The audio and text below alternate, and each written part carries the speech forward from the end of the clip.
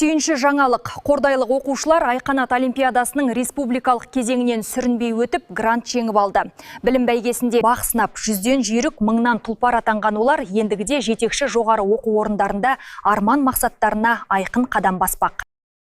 Әмірхан Амангелді, Қордайдағы Дінмұхамед Қонаев атындағы мектеп-гимназияның оқушысы. Күні кеше өткен білім бәсекесіне 7-ші сыныбына бері қарқынды дайындалып, гуманитарлық бағытта білгенін арттырған. Досы Ерден Асқар да солай. Бүгінде Балжан Бөлтіріков атындағы мектеп-лицейде оқитын ол әлі де кеудені қуаныш кернейтінін айтады. Әрине, ауыз толтырып айтар себеп те жоқ емес.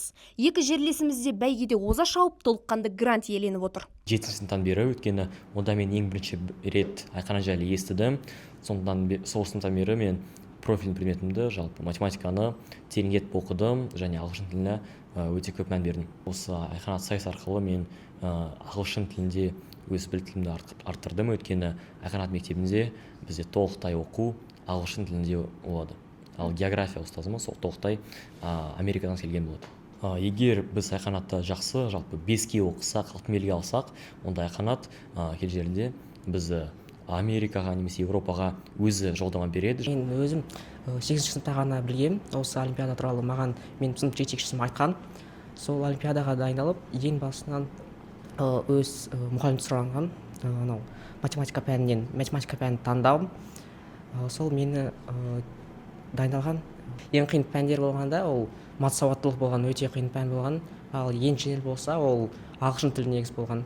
Мен туған жерім ғой негізі. Сол үшін ауылға келіп, қамқоршы болып, сосын өз мектебіне көмектесіп, жаңа кітаптар, оқулықтар сатып, балаларға ақшамен білім бөлісіп көмектесем.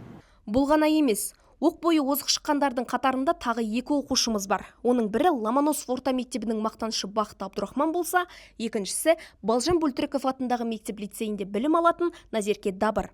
Білімі мен білігі жарасып, Қазақстан көлеміндегі қатарластарынан үздік болған олар да 9-11 сыныпты Айқанат мектебінде жалғастырып, сол жерде білім алып, үздік тәмамдаған жағдайда шетелде оқу мүмкіндігіне ие болады. Айқанат олимпиадасының қиын жерлері, ол математиканың соңғы есептері өте қиын болған болатын. Оңай жерлерін айта кетсем, тарих пәнінен оңай сұрақтар келген болатын, және мен болашақта Назарбаев университетіне түссем деп ойлаймын. Менің арманымда жақсы маман егері болып, өзімнің туған жеріме көмектессем деген ойымда бар. Айрықша атап өту керек.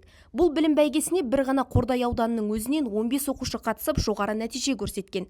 Ал күні кеше өткен республикалық кезеңге тұтас ел аумағынан 1000-нан аса бала бақ сынапты.